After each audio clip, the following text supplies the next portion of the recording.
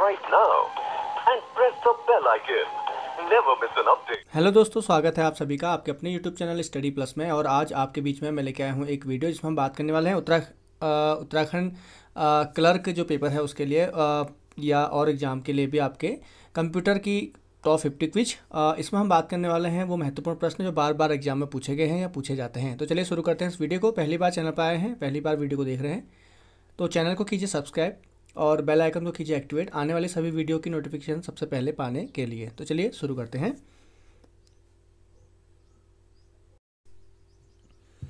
पहला प्रश्न है, कंप्यूटर के आविष्कारक कौन थे या कौन है? ठीक है, तो कंप्यूटर के जो पहला आविष्कार किया था वो क्या था? चार्ल्स बेबेज ने। अगला प्रश्न है, सबसे पहला कंप्यूटर का नाम क्या था? सबसे पहला कंप्यूटर जो बनाया गया था उसका नाम था एनियाक। ठीक है, एनियाक यानी कि electronic numerical integrated and computer. ठीक है, इसका फुल फॉर्म है। अगला हो जाएगा, आधुनिक कंप्यूटर की खोज सर्वप्रथम कब हुई थी? आधुनिक कंप्यूटर की खोज सर्वप्रथम सन 1946 में मानी जाती है। अगला है, कंप्यूटर का हिंदी में नाम क्या है? कंप्यूटर को हिंदी में बोलते हैं संगणक। ठीक है, क्या बोला जाता है? संगणक। अगला है, कंप्यूटर साक्षरता दिवस कब मनाया जाता है? कंप्यूटर साक्षरता दिवस जो मनाया जाता है वो मनाया जाता है 2 दिसंबर को। ठीक है। अगला है, 1 किलोबाइट कितने बाइट के बराबर होते हैं? 1 किलोबाइट में 1024 बाइट्स होते हैं। ठीक है, तो किलोबाइट में 1024 जो होते हैं वो बिट्स होते हैं, सॉरी यहाँ पे बिट्स होगा। ठीक है, इतने होते हैं। ठीक है। अगला है, कंप्यूटरों में प्रयुक्त आईसी चिप बनते हैं। कंप्यूटरों में प्रयुक्त जो आईसी चिप होते हैं वो बनाए जाते हैं सिलिकॉन से। किससे बनाए जाते हैं? सिलिकॉन। अगला है, इंटरनेट पर पते पे पद एचटीटीपी का सही विस्तृत रूप क्या है? यानी कि एचटीटीपी का फुल फॉर्म क्या है? तो इसका फुल फॉर्म होता है हाइपर टेक्स्ट ट्रांसफ़र प्रोटोकॉल। ठीक है, हाइपर टेक्स्ट ट्रांसफ़र प्रोटोकॉल। चलिए अगला प्रश्न है। अगला प्रश्न है दोस्तों, किसी कंप्यूटर के प्रोग्राम में बच्चों द्वारा प्रयुक्त भाषा प्राय कौन सी होती है? तो वो होती है लोगो। अगला है, मल्टी प्रोसेसिंग होती है। मल्टी प्रोसेसिंग उसे कहते हैं जब एक से अधिक क्या हो? प्रोसेसर लगे हों। एक से अधिक जो प्रोसेसर होते हैं उससे मल्टी प्रोसेसिंग कहा जाता है। अगला है, निम्नलिखित में से ऑप्टिकल मेमोरी क्या है? तो दोस्तों ऑप्टिकल मेमोरी इसमें से होगी सीडी रोम। ठीक है, ऑप्टिकल मेमोरी होती है सीडी रोम, यानी कि ऑप्टिकल डिस्क भी हम उसको बोल देते हैं। सीडी डीवीडी कॉम्पैक्ट डिस्क उसका फुल फॉर्म होता है। ठीक है, लेजर के द्वारा इसमें डाटा को रीड और राइट कर सकते हैं। अगला प्रश्न है, सीपीयू में कंट्रोल मेमोरी और तीसरा कौन सा यूनिट होता है? ठीक है, जो तीसरा कौन सा यूनिट होते हैं? तो जो सीपीयू और कंट्रोल मेमोरी में तीसरा होता है एएलयू यानी कि अर्थमेटिक लॉजिक यूनिट। सीपीयू में एएलयू क्या होते हैं? ठीक है, अर्थमेटिक एंड लॉजिक यूनिट जो होता है वो क्या होता है? तो ये होते हैं रजिस्टर। अगला प्रश्न है, गणना और तुलना के लिए कंप्यूटर के किस भाग का प्रयोग किया जाता है? तो गणना और तुलना के लिए कंप्यूटर में जो प्रयोग करते हैं ये होता है एएलयू। अगला है, एक हार्डवेयर डिवाइस जो डाटा को अर्थपूर्ण इंफॉर्मेशन में परिवर्तित करता है क्या कहलाता है? तो इसका सही आंसर क्या हो जाएगा? इसका सही आंसर हो जाएगा प्रोसेसर, सीपीयू। ठीक है, प्रोसेसर जिसको हम कंप्यूटर का क्या बोलते हैं? मस्तिष्क बोलते हैं।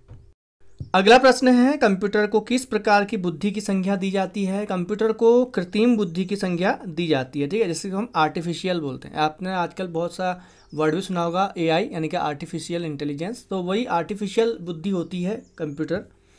अगला है, ईडीपी क्या होता है? ईडीपी का फुल फॉर्म होता है इलेक्ट्रॉनिक डेटा प्रोसेसिंग। अगला प्रश्न है, डेटा प्रोसेसिंग का अर्थ क्या होता है? डेटा प्रोसेसिंग का अर्थ होता है वाणिज्य उपयोग के लिए जानकारी तैयार करना। अगला प्रश्न है, प्रथम गणना यंत्र। तो प्रथम गणना यंत्र जो है वो है अबेकस। ठीक है, वो क्या था? अबेकस था। अगला है, पैकमैन नामक प्रसिद्ध कंप्यूटर किस काम के लिए बनाया गया था?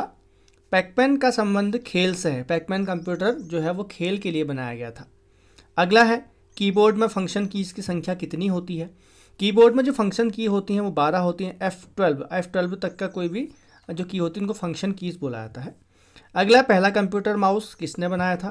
कंप्यूटर माउस का आविष्कार जो किया गया था वो किया गया था डगलस एंजलबर्ट के द्वारा। अगला है, किस मेमोरी में रखा डाटा बिजली जाते ही समाप्त हो जाता है? तो उसका सही आंसर हो जाएगा रैम। रैम एक नॉन वोलेटाइल मेमोरी होती है, ठीक है।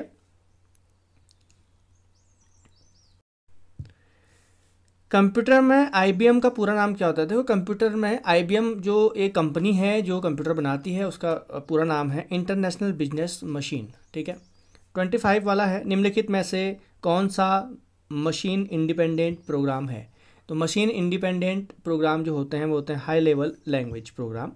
कंप्यूटर डाटा स्टोर और गणनाएं करने के लिए नंबर सिस्टम का प्रयोग करते हैं, तो वो होते हैं बाइनरी नंबर सिस्टम। अगला है, प्रोग्रामिंग भाषा में लिखे गए मूल प्रोग्राम को क्या कहा जाता है? तो मूल प्रोग्राम को कहा जाता है स्रोत प्रोग्राम। अगला है ओरेकल है। ओरेकल क्या है? ओरेकल एक डेटाबेस सॉफ्टवेयर है। क्या है? Database software. रिज्यूमे बनाने के लिए हम किस सॉफ्टवेयर का प्रयोग करते हैं? नॉर्मली एमएस वर्ड भी और पेज मेकर भी, इसमें दोनों इसके सही आंसर हो जाएंगे। एमएस वर्ड किसका उदाहरण है? एमएस वर्ड जो होता है वो एप्लीकेशन सॉफ्टवेयर का उदाहरण होता है। किसका उदाहरण होता है? Application software. अगला प्रश्न है, पोस्ट का पूरा नाम क्या होता है? पोस्ट का पूरा नाम होता है पावर ऑन सेल्फ टेस्ट, ठीक है। पावर ऑन सेल्फ टेस्ट इसका पूरा नाम होता है।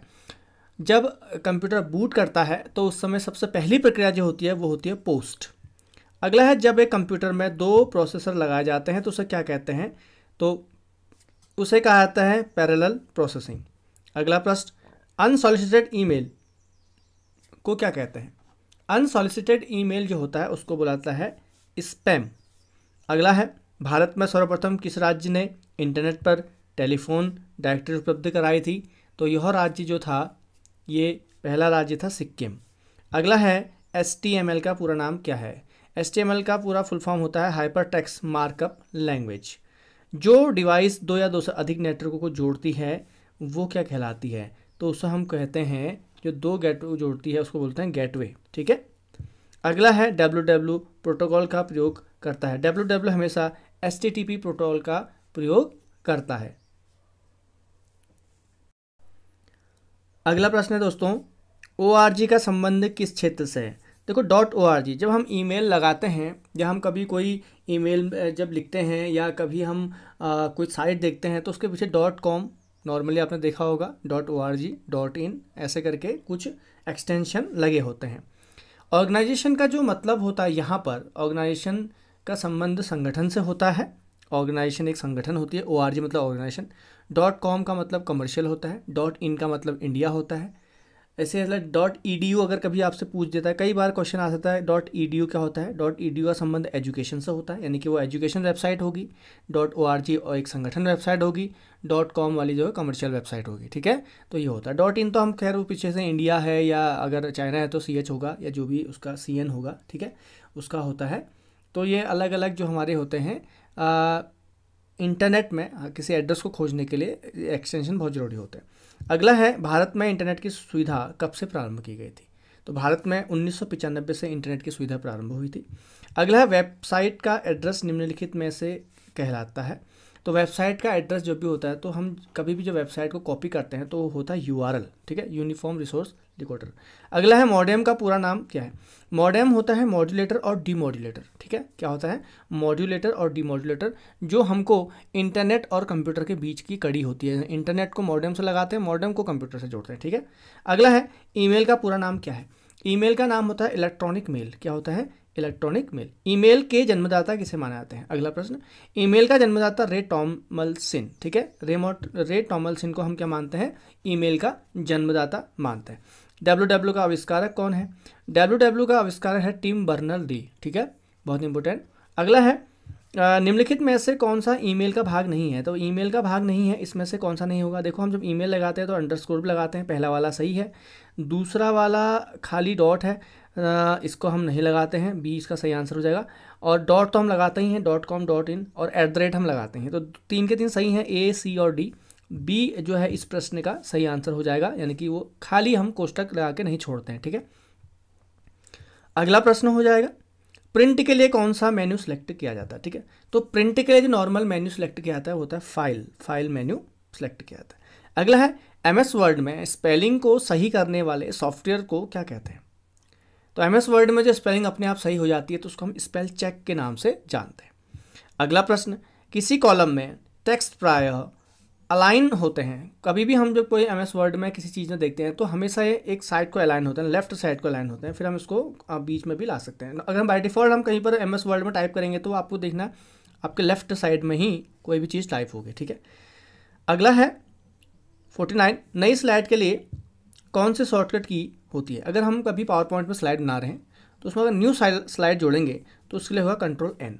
या हम कभी भी MS वर्ड में कोई काम कर रहे हैं और MS वर्ड में काम करते समय अगर हमको न्यू पेज चाहिए तो हम Ctrl+N करके हम पूरा नया पेज ला सकते हैं। अगला प्रश्न है अनुपम क्या है। अनुपम जो है वो एक सुपर कंप्यूटर है जो भारत द्वारा बनाया गया था, ठीक है दोस्तों।